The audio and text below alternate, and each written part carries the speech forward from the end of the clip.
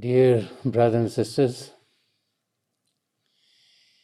as we gather together in all different parts of the world, in the northern hemisphere, just a few days ago, on September 22nd, was the beginning of the autumn season. Autumn is a time which brings a lot of colors into the environment. The green leaves start to turn. You get beautiful yellows and oranges and red colors. These are colors which just seem as if God had just painted something with God's own hands. It's a very beautiful time of the year. But as we think about the autumn seasons, in the West, it's also called the fall. It's called the fall because of falling of the leaves. It's also a time when the leaves are falling from the branches of the trees. And slowly, they're gone and the tree becomes barren.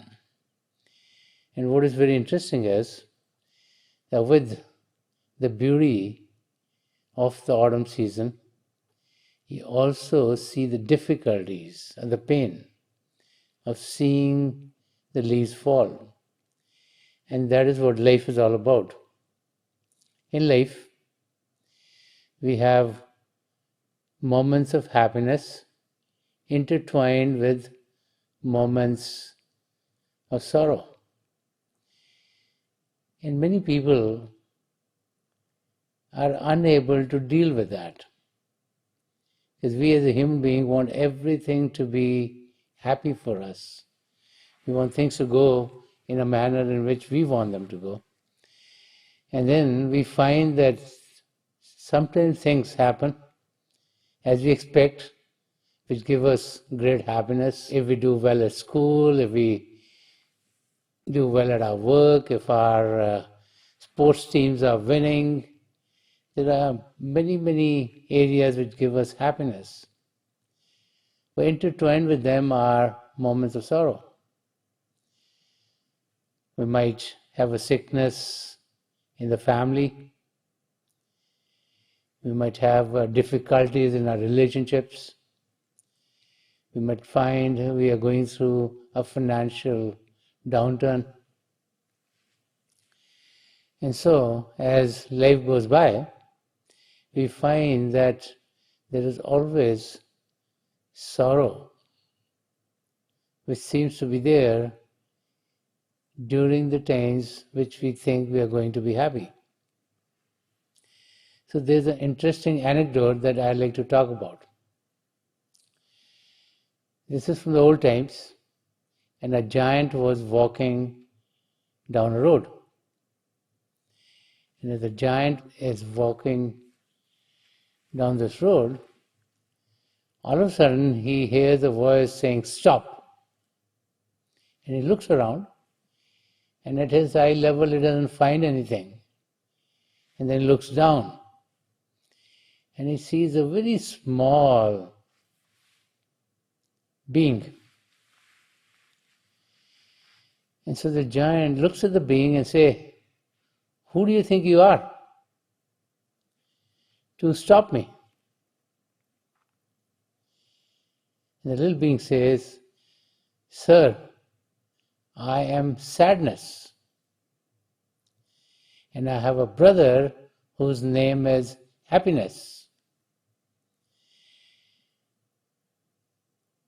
And this little being says that I and my brother are having a competition. We are trying to find out who is more powerful between the two of us. So I came here to stop you, to see how powerful I am. So the giant thinks to himself, what is this guy talking about?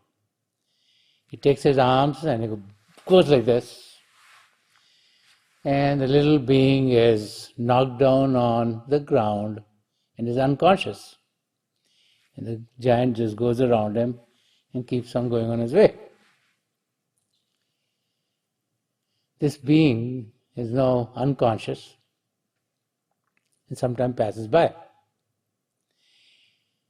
After a while, there's a young man who's passing by on the road, and he sees the little being unconscious on the road. So he takes his water bottle, gives him some water. The little being now gets conscious, and all of a sudden realizes that there's pain here, and there's pain in the leg, and there's pain in other parts of the body. There's some blood coming out too. And so this young man, who's a very noble and nice young man, he takes some parts of his own clothing and uses them to bandage this being.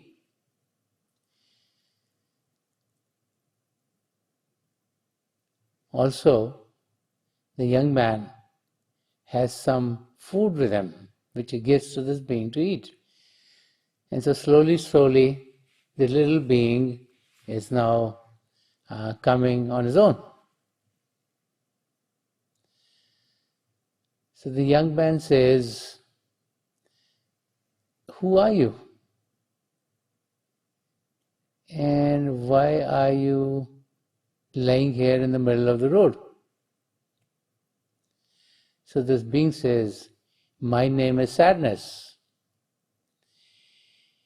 And my job in life is to bring sadness to everyone else. But you've been so good to me. You took care of me. I was lying here unconscious and you brought me back to life and you put bandages on me and you gave me food and you gave me water. So what I'm going to do is, I am not going to come to you all your life. I will only come to you at the end of your life." So the young man is very happy. And he thinks to himself, "Oh, all my life there won't be any sadness."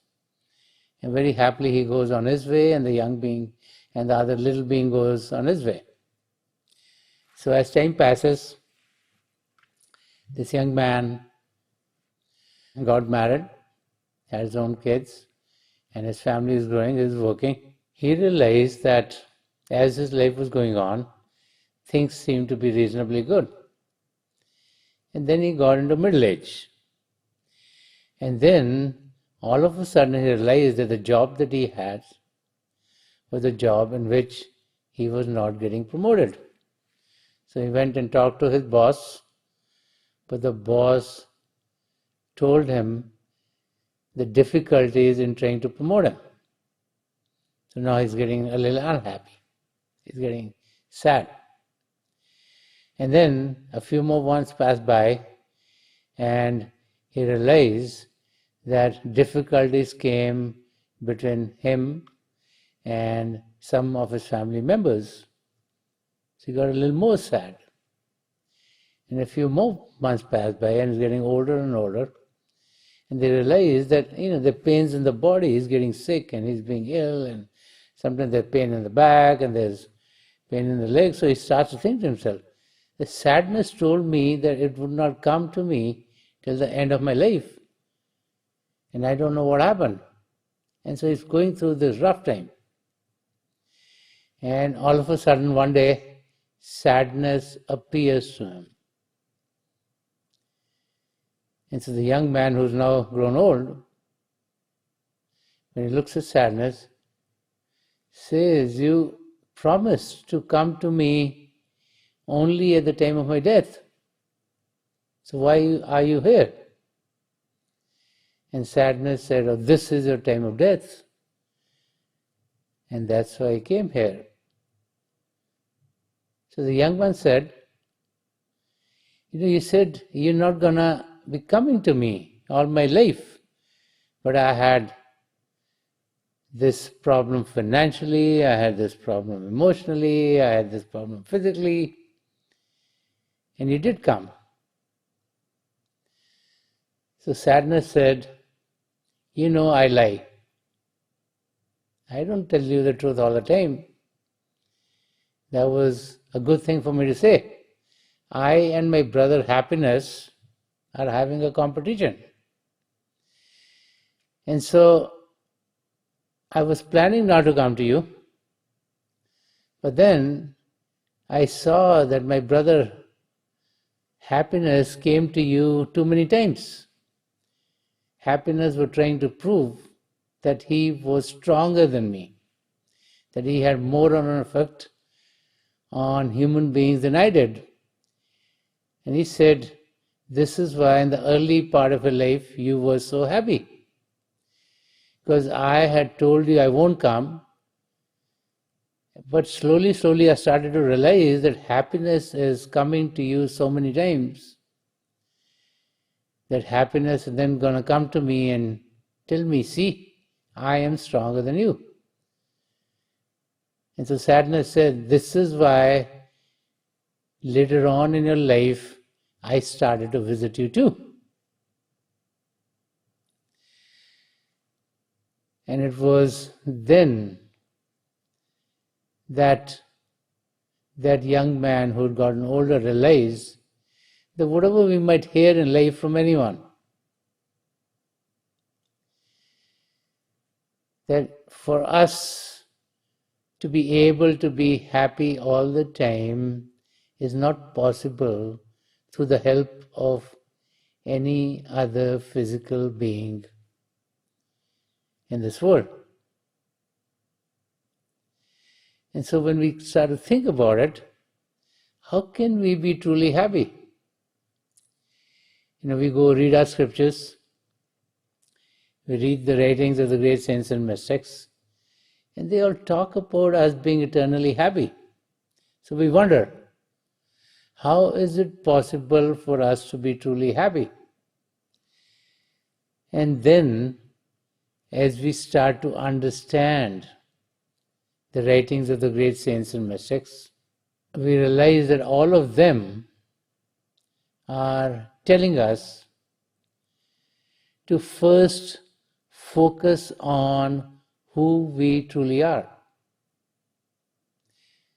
All of us who think of ourselves as the human body, all of us who think of ourselves as our mind, all of us who think of ourselves as our intellect, all of us who think of ourselves as being an emotional being. As long as we are going to be thinking of ourselves at those levels, we are always going to be unhappy. Because the physical body is bound to deteriorate with time. Physical death is definitely going to come in our lives.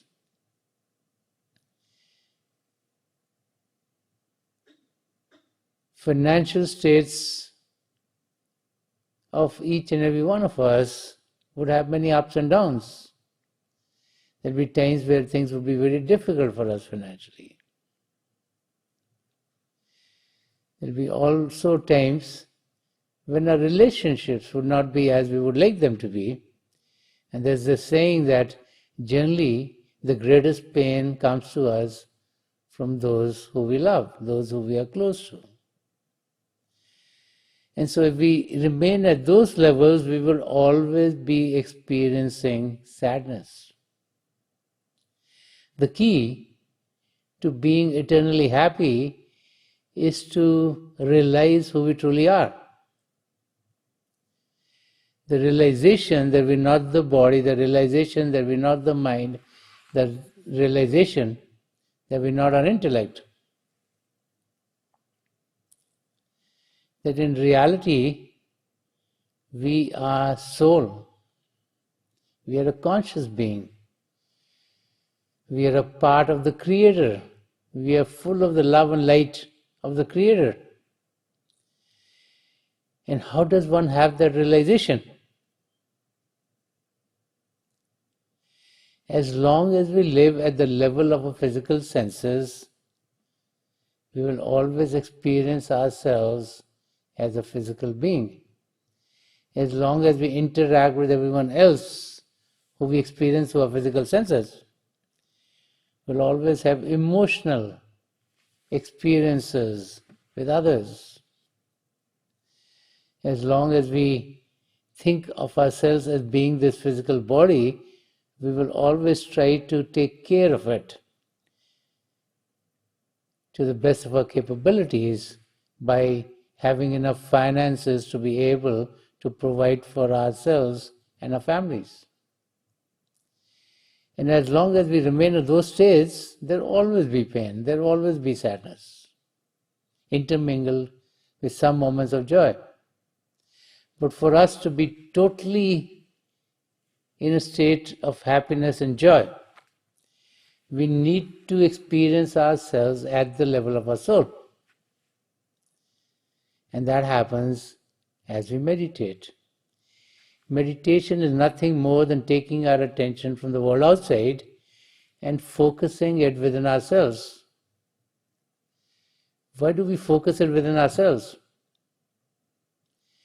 Because within ourselves are all the treasures of divinity. Within ourselves are regions after regions of light, of love, of joy, and of peace. Within ourselves is the Creator. Within ourselves are the true primal manifestations of the Creator, that being the divine light and the divine sound of God. So the divine power of light and sound of God is within each and every one of us. As long as we are going to be focused on the world outside, we don't experience it. That's the source of all creation, that's the source of all joy, that's the source of all bliss.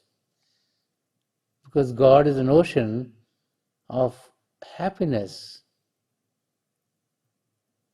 And so as we focus our attention within, and as we learn the techniques of meditation, we find ourselves in a new realm, a realm that we have never experienced before. And as we take steps in that direction, we will experience that there's no darkness, there's no pain, there's only light, and there's only happiness and joy. So it's the connection with the divine power within ourselves which makes us eternally happy. And the more we focus within, those states of joy and happiness don't remain only for the time when we are focused on them, but those states stay with us because they bring joy to each and every pore of our being. So after our meditative practice, we find that that state of happiness and joy stays with us for long periods of time. And those who meditate regularly are able to stay in that state of eternal happiness again and again and again. Because every time you meditate, you're recharging yourself. And every time you're recharging yourself, you find more happiness within. Because as we meditate, we're getting into deeper states of consciousness. And each deeper state of consciousness is more blissful, more happy than the state before. And the deeper we go, the longer it affects us. So with time, as we're meditating regularly, with time we'll find that these states of joy and happiness are staying for all times to come. And so the key to be eternally happy is to recognize that we are a conscious being. We are a part of the Creator. We are full of the love and light of God. And that the more we experience ourselves at that level, the better chances in our own lives to be happy, to be joyous, to be calm, to be peaceful, to be in harmony with everyone else. Because the realization of the presence of God takes all fear away. There's nothing to worry about. When we realize we are with God, when we realize God is within us, then all fear evaporates. And one who can live fearlessly is one who will be happy. It's fear of our physical state, it's fear of our financial states, it's fear of our emotional states, it's fear of our mental states. That brings sadness into our life. But once we realize that God is with us, then there's no fear. And once we experience that for ourselves and have that realization, which we can only have as we meditate, as we go within ourselves, as we have that experience, it is then that life is lived in the manner in which it should be lived. All of us should be living in a state where we can be perpetually happy. It's available to each and every one of us. It's just a question of where we focus our attention. So let us all meditate. Let us know that all the joys are all within ourselves. Please close your eyes very gently, making sure that the eyeballs are straight, focused 8 or 10 inches in front of you. And as you close your eyes, those of you who have been initiated in the mysteries of the beyond, please do your Simran.